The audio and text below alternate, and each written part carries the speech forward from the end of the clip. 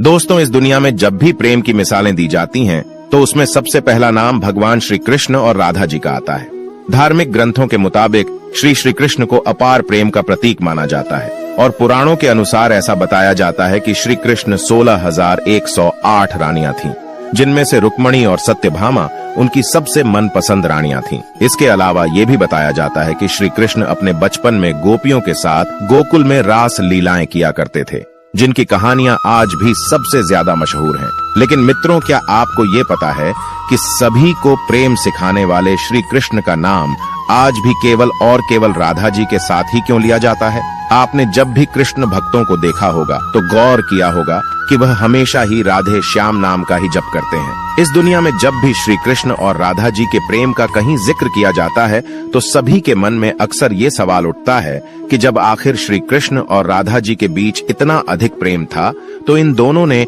आपस में विवाह क्यों नहीं किया? दोस्तों, अगर आप भी जानना चाहते हैं कि श्री कृष्ण और राधा जी का विवाह किन कारणों से नहीं हो पाया तो बने रहिए हमारे साथ इस वीडियो के अंत तक। नमस्कार मित्रों, स्वागत है आपका आज के इस वीडियो में। मित्रों, पद्म पुराण के अनुसार ऐसा बताया जाता है कि राधा जी विष्णु भानु नाम के गांव वाले की बेटी थी और उनका जन्म यमुना नदी के पास रावल नाम के एक गांव में हुआ था। कुछ समय बाद राधा जी के पिता बरसाना गांव में आकर बस गए थे, लेकिन दूसरी तरफ कुछ विद्वानों का ऐसा मानना है कि राधा जी का जन्म बरसाना गांव में ही हुआ था। इसी के साथ ब्रह्मा वैवर्त पुराण के अनुसार ये बताया गया है कि राधा जी श्री कृष्ण से उम्र में 5 साल बड़ी थी और उनकी सबसे अच्छी मित्र भी थी। ऐसा कहा जाता है कि जब श्री कृष्ण और राधा जी पहली बार मिले थे तो राधा जी श्री कृष्ण की एक झलक देखते ही उन पर मोहित हो गई और उन्होंने कृष्ण को पहली बार तब देखा जब माता यशोदा ने उन्हें माखन खाते हुए ओखली से बांध लिया था। मित्रों, जब श्री कृष्ण बांसुरी बजाते थे तो उनकी बांसुरी की धुन सुनते ही राधा जी दीवानी हो जाती थी और बेसुध होकर नाचने लगती थी। इसके साथ साथ ये बताया जाता है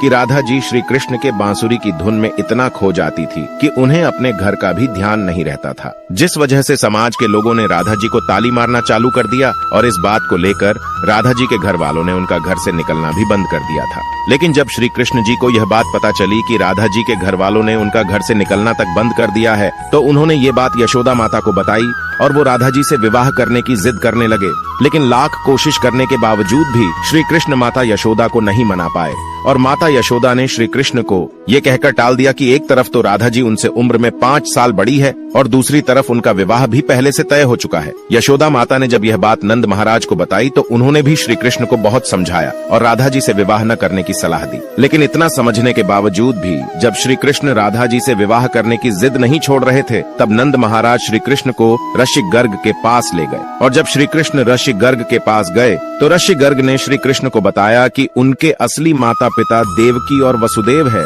जिनको उनके मामा कंस ने बंदी बनाकर रखा है। इसके साथ साथ ऋषि गर्ग ने श्री कृष्ण को यह भी समझाया कि उनका जन्म केवल और केवल दुष्टों का नाश और धर्म की स्थापना करने के लिए हुआ है। और जब ऋषि गर्ग ने श्री कृष्ण को उनकी वास्तविकता से परिचय कराया तभी से राधा जी और श्री कृष्ण के बीच दूरियां पैदा होने लगीं। कुछ समय बाद श्री कृष्ण जब और बड़े हुए तो उन्हें कंस के बुलाने पर वृंदावन छोड़कर जाना पड़ा। कहा जाता है कि जब श्री कृष्ण वृंदावन छोड़कर मथुरा जा रहे थे तो वो चुपके से राधा जी के घर उनसे मिलने पहुंचे थे और उनसे बिना कुछ कहे ही उनको अपनी बांसुरी तोहफे में दे दी थी। इसके कुछ समय बाद ही श्री कृष्ण बड़े भाई बलराम जी के साथ वृंदावन को छोड़कर मथुरा की ओर रवाना हुए और ऐसा बताया जाता है कि जब श्री कृष्ण वृंदावन छोड़कर मथुरा चले गए तो राधा जी उनकी यादों में फूट फूट कर रोती थी और समाज के दबाव में आकर उन्हें न चाहते हुए भी अपने पिता की इच्छा के अनुसार किसी और से विवाह करना पड़ा था। ऐसा बताया जाता है कि श्री कृष्ण के जाने के बाद राधा जी का विवाह माता यशोदा का भाई ब्रयान से हुआ था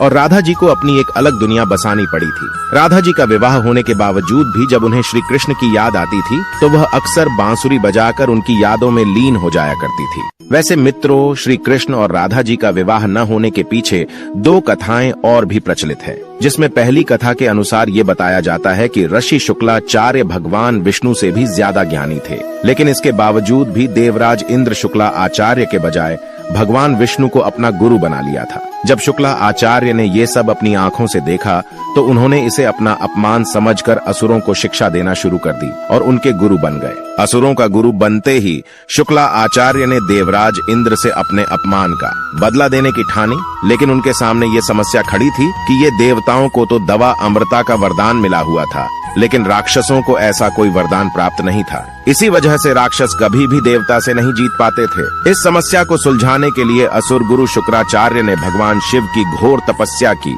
और उन्हें प्रसन्न किया। इसी के साथ साथ शुक्राचार्य ने भगवान शिव को ही अपना गुरु बना लिया। भगवान शिव को अपना गुरु बनाते ही शुक्राचार्य ने उनसे मृत संजीवनी वरदान पाने की सोची। दोस्तों, आपको बता दें कि संजीवनी वरदान एक ऐसा वरदान है जिससे किसी भी मरे हुए इंसान को वापस जिंदा किया जा सकता है। मृत संजीवनी वरदान के लिए जब शुक्राचार्य भगवान शिव की तपस्या करने जा